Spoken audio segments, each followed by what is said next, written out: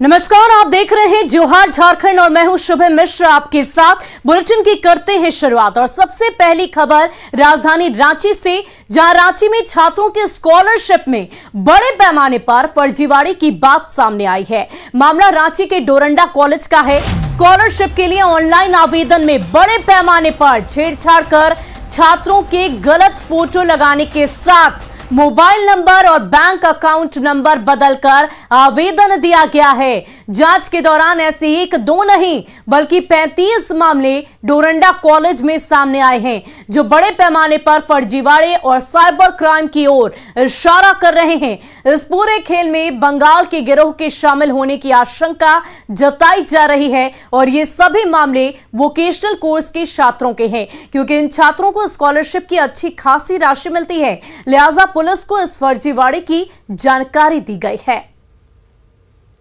Sir, जैसे कि हम लोग स्कॉलरशिप फॉर्म भरने के लिए जाते हैं तो कैफ़े में ही जाते हैं, तो कैफ़े में हम लोग डॉक्यूमेंट अपना देते हैं, पर होता ही है कि वो लोग स्कैम करके दूसरा का डॉक्यूमेंट अपने अकाउंट में पैसा ट्रांसफ़र ले लेते हैं, बैंक डिटेल्स चेंज करके। तो ऐसा होना चाहिए कि कॉलेज में ही स्कॉलरशिप भराया जाए, कॉलेज से ही फॉर्म फिल हो, जिसकी वजह से ये सब स्कैम थोड़ा कम होगा।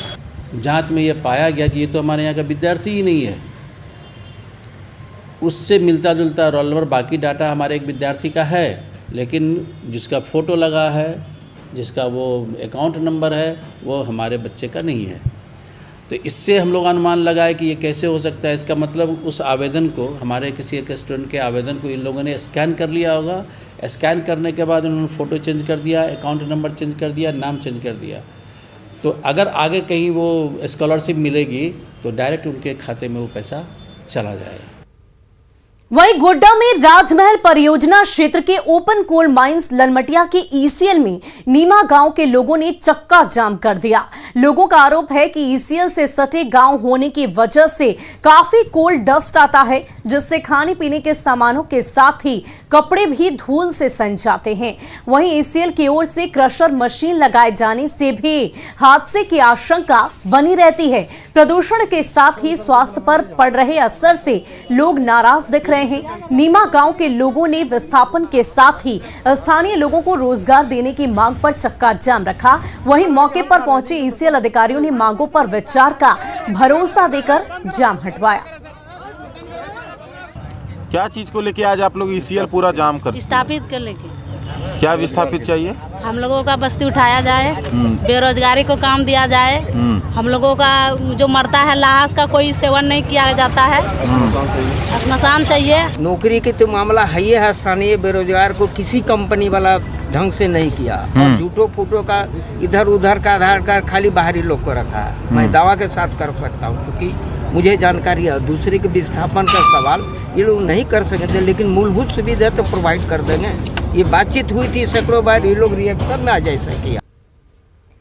और अगली खबर पाकुड़ से, जहां लिट्टीपाड़ा प्रखंड का कड़करामा गांव पिछले 8 साल से बिजली आपूर्ति का इंतजार कर रहा है।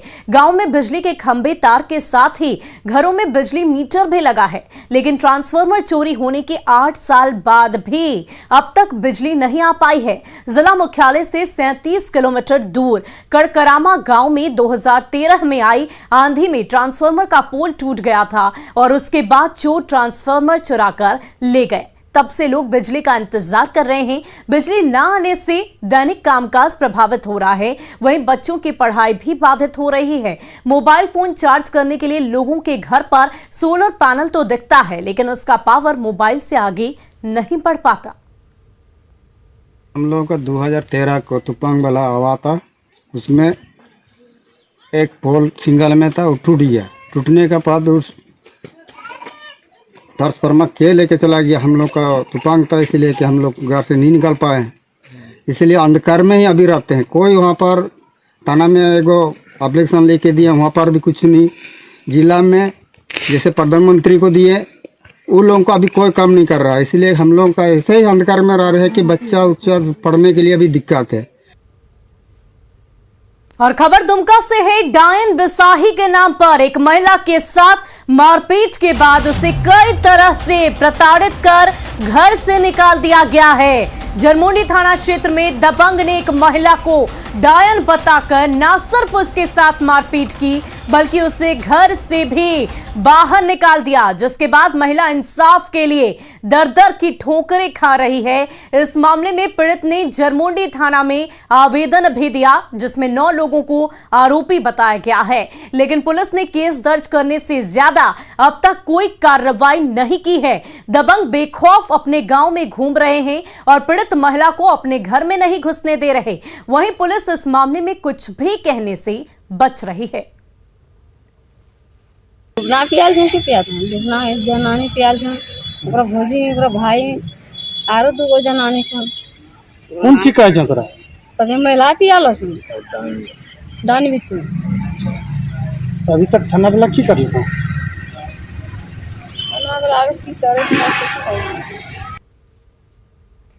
वहीं झारखंड में सरकारी योजना को गटक जाने का पुराना इतिहास रहा है। प्रदेश में सरकार चाहे जिस किसी की भी हो, अधिकारी और बिचौलियों की मिली भगत से लूट का ये खेल चलता ही रहता है। इसी कड़ी में न्यूज 18 ग्रामीण विकास विभाग में योजना को गटक जाने का खुलासा कर रहा है। बिरसा हरित ग्राम योजना के तहत 1 एकड़ में आम बागवानी के नाम पर 3,73,000 रुपए की बंदर बांट हुई है।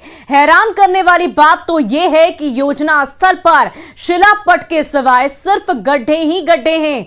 आम का एक पौधा कहीं नजर नहीं आ रहा है। लाभुक सहोदरा देवी के पति ने भी इसे स्वीकार करते हुए जबरन पंचायत सेवक के द्वारा योजना देने की बात कही है। क्या है पूरा मामला, बता रहे हैं न्यूज 18 संवाददाता अविनाश कुमार।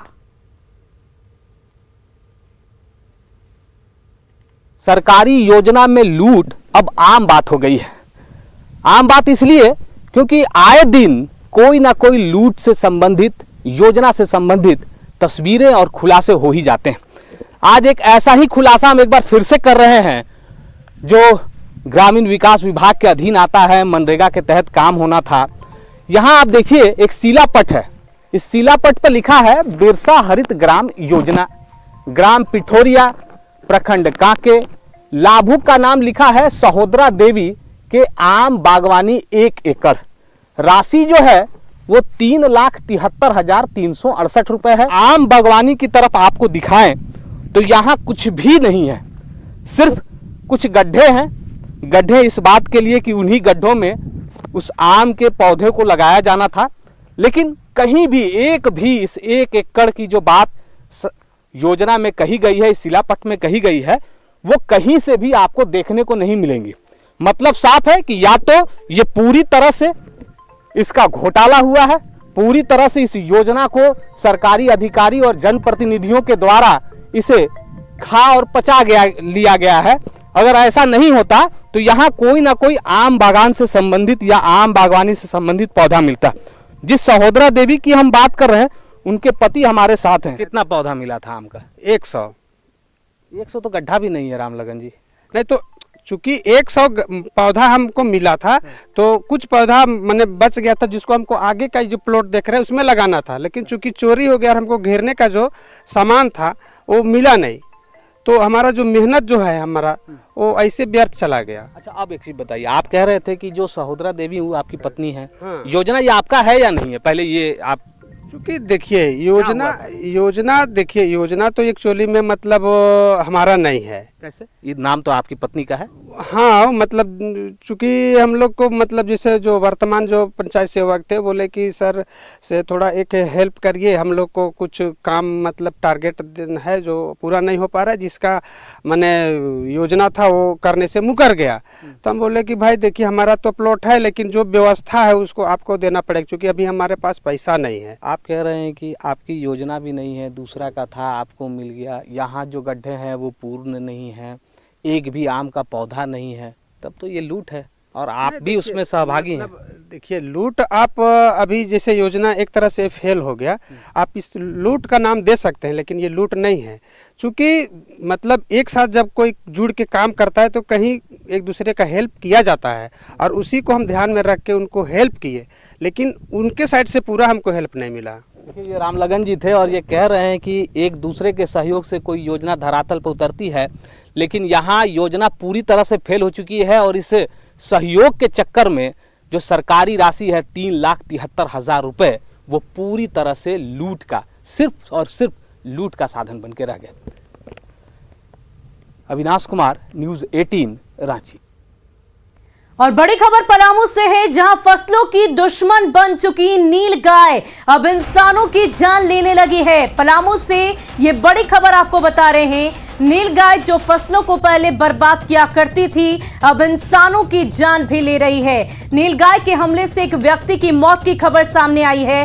घायल रहला थाना क्षेत्र के पूर्णाडीह की घटना बताई जा रही है। नील गाय के आतंक से लोग परेशान हैं। पिछले साल भी नील गाय ने पिता पुत्र की जान ली थी। वन विभाग पर लापरवाही का आरोप लग रहा है। तो पलामू से ये बड़ी खबर आपको बता रहे हैं, जहां नील गाय जो पहले फसलों को बर्बाद किया करती थी, अब इंसानों की जान ले रही है। वहीं साहिबगंज में वन माफिया का मनोबल बढ़ गया है। लकड़ी काटने की सूचना मिलने पर जब वन कर्मी तालझारी थाना क्षेत्र में पहुंचे तो उनके साथ तस्करों ने मारपीट की। तस्करों के हमले में 5 वन कर्मी घायल हो गए। डीएफओ की ओर से मामले की जानकारी पुलिस को दी गई, जिसके बाद आरोपित तस्करों की तलाश जारी है। मिली जानकारी के अनुसार करणपुरातू पंचायत के कल्ली भिटठा गांव में वन माफिया कीमती लकड़ी को काटकर ले जाने की तैयारी में थे। इसका वन कर्मियों ने जब विरोध किया तो बंधक बनाकर सभी की पिटाई की गई। डीएफओ ने घटना को अंजाम देने वालों पर कड़ी कार्रवाई की बात कही है। वहीं कोरोना के नए वेरिएंट ओमिक्रॉन का खतरा बढ़ता जा रहा है। एक दिन में ओमिक्रॉन संक्रमितों की संख्या 4 से बढ़कर 21 हो गई। ऐसे में न्यूज़ 18 की अपील है कि सतर्क रहें, सुरक्षित रहें और कोरोना पर जारी गाइडलाइंस का पालन अवश्य करें।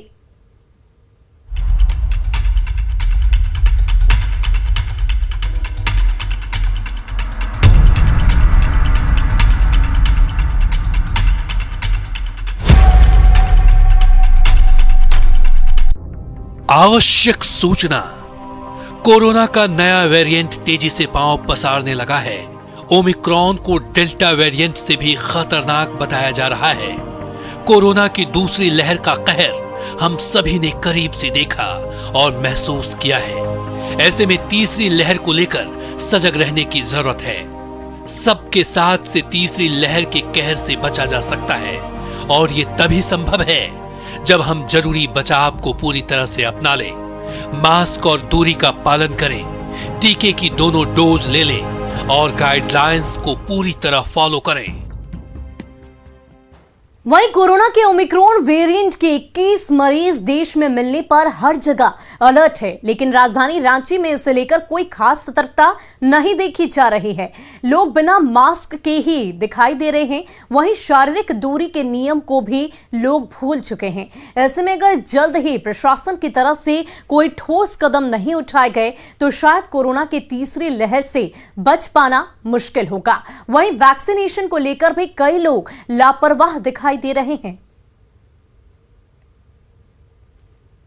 ओमिक्रॉन के नए वेरिएंट के रूप में कोरोना का अब रूप जो है वो बढ़ता जा रहा है और वैक्सीनेशन की रफ्तार भी कई इलाकों में ये है।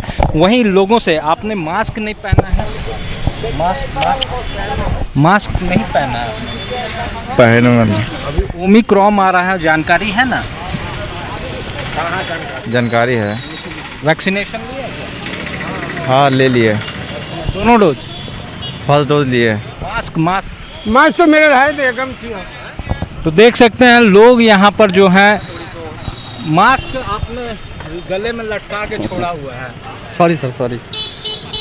तो देख सकते हैं लोगों में लापरवाही लोग भाग रहे हैं। तो जिस तरह से ये स्थिति है बताता है कि झारखंड में इसे लेकर अभी भी लापरवाही जो है वो साफ तौर से देखने को मिल रही है। और जिस तरह से ओमिक्रॉन का नया वेरिएंट देश में दस्तक दे रहा है वो बताता है कि स्थिति भयावह है और आपने मास्क भी नहीं पहना है। पहन रहे हैं सर, लेकिन देख रहे हैं ओमिक्रॉन का भी नया वेरिएंट आ रहा है। ये सर वैक्सीनेशन लिया आपने? ले ली सर। वैक्सीनेशन क्या हुआ सर? ओमिक्रॉन का नया वेरिएंट है, आपने तो बाकायदा अच्छे तरीके से किया है। जी जी। वैक्सीनेशन वगैरह ले लिया? जी सर, ले लिया है। क्या कहना चाहिएगा लोगों से आप, क्योंकि पूरी तरह से लोगों से यही कहना चाहिए कि अभी भी बीमारी मतलब दूर नहीं हुई है और जो नया वेरिएंट आया है उसको लेके थोड़ा मतलब सुरक्षा बरता जाए और आदमी को मास्क को हमेशा यूज करना चाहिए, लगाना चाहिए। आपने मास्क को यूं क्यों लगा के रखा? जल्दीबाजी में आपने मास्क देख सकते हैं लोग भाग रहे हैं, लेकिन लापरवाही जो है वो साफ तौर से देखने को मिल रही है। राजधानी रांची का ये नज़ारा है कि मास्क, आप बुजुर्ग हैं, हो सकता है ज़्यादा असर कर जाए। से निकल रहे हैं, इनको कोरोना नहीं है। हाँ, हॉस्पिटल से निकल रहे हैं। मास्क पहनना जरूरी है ना जी। मास्क कहने लगाते हैं, तो जाहिर तौर पर यहाँ पर साफ तौर से लापरवाही जो है वो देख रही है। कैमरामैन संत के साथ ओम प्रकाश, न्यूज़ 18 रांची। और न्यूज 18 ने स्वच्छता पर बड़ी मुहिम की शुरुआत की है। साफ सफाई जरूरी है भाई। झारखंड की स्टील सिटी कहे जाने वाले बोकारो में गंदगी और साफ सफाई का जायजा हमारे क्लीन रिपोर्टर ने लिया तो तस्वीरें बेहद चौंकाने वाली सामने आई। हमारी पड़ताल में देश भर में मशहूर इस शहर की स्वच्छता की पोल खुलती नजर आई।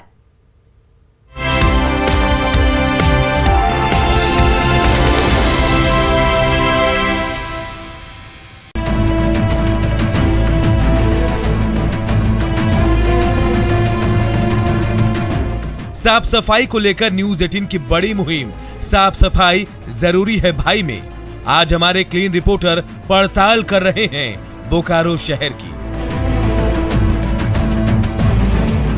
जिसकी पहचान स्टील सिटी के तौर पर प्रदेश ही नहीं बल्कि देश और दुनिया तक में है। लेकिन शहर में साफ सफाई की हालत बेहद खराब है।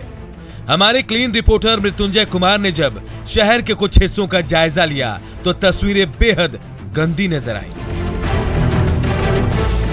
हम खड़े हैं बोकारो और चास को रामगढ़ से जोड़ने वाले मुख्य पथ 4 लेन के पास। हम तस्वीरें आपको दिखाना चाहते हैं कि यह मुख्य सड़क है और मुख्य सड़क किनारे नगर निगम के द्वारा कचरा का डंप यहाँ किया जाता है।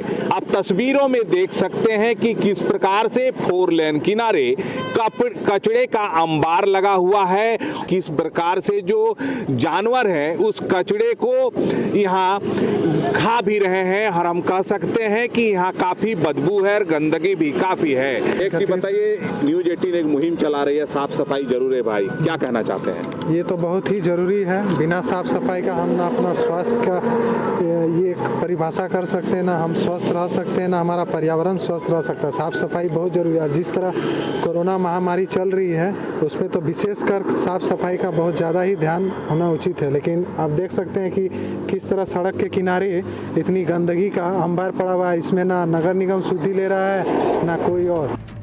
वहीं चास नगर निगम के धर्मशाला मोड़ का जायजा न्यूज 18 ने लिया तो यहाँ सड़क किनारे मॉड्यूलर टॉयलेट के पास कचरे का अंबार पड़ा हुआ मिला और इसे लेकर लोग निगम प्रशासन के खिलाफ खासे नाराज नजर आए। हम खड़े हैं चास नगर निगम क्षेत्र के धर्मशाला मोड़ पर, जहां सबसे ज्यादा व्यस्तम इलाका माना जाता है। हम कुछ तस्वीरें आपको दिखाते हैं कि किस प्रकार से यहां गंदगी हमेशा बनी रहती है की व्यवस्था और जिस प्रकार से गंदगी है, और हम कह सकते हैं कि यह साफ सफाई को लेकर काफी अच्छी नहीं है। हम तस्वीरें दिखाना चाहते हैं कि यह पूरा रोड है जहां से लोग आते जाते हैं और इस इलाके से हमेशा गुजरते हैं। तो हम कह सकते हैं कि जिस प्रकार से न्यूज 18 की मुहिम है साफ सफाई जरूरी है भाई, इसी को लेकर हम सवाल करते हैं कुछ। बिल्कुल ये बहुत अच्छी मुहिम है और साफ सफाई तो होनी ही चाहिए। जहाँ लोग रहते हैं वहाँ साफ सफाई बहुत ही जरूरी है। क्या स्थिति रहती है यहाँ? बहुत ही गंदा स्थिति है। सामने एक शौचालय भी बना गया है लोगों की नागरिक सुविधा के लिए, लेकिन ये भी इतना गंदा रहता है। पिछले 5 दिनों से इसमें किसी तरह की सफाई भी नहीं हुई है। दरअसल बात है नगर पालिका फेल है। नगर पालिका का जो अधिकारी लोग हैं ध्यान नहीं देता है और इसके पहले जो मेयर था वो तो जहाँ तहाँ बना दिया जिसका कोई अस्तित्व नहीं हो। हालांकि नगर निगम के आयुक्त ने न्यूज 18 की मुहिम की जमकर तारीफ की और इसे निगम प्रशासन का मंत्र बताते हुए हर घर से कचरे के उठाव का दावा भी किया।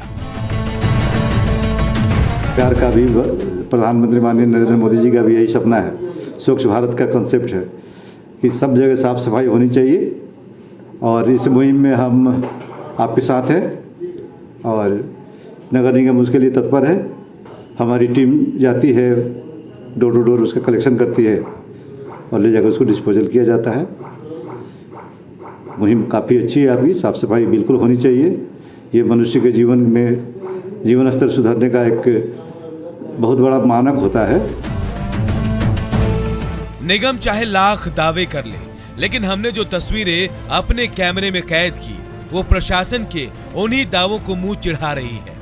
हालांकि स्वच्छता को लेकर अभियान चलाए जाने का दावा जरूर किया जा रहा है। उम्मीद है कि निगम की ये पहल लोगों को सुकून भी देगी। लेकिन हमारी आम जनता से यही अपील है कि जब तक आपका शहर स्वच्छ और सुंदर नहीं रहेगा तब तक आप भी स्वस्थ नहीं रह सकते। तभी हम कहते हैं कि साफ सफाई जरूरी है भाई। मृत्युंजय कुमार, न्यूज़ 18 बोकारो।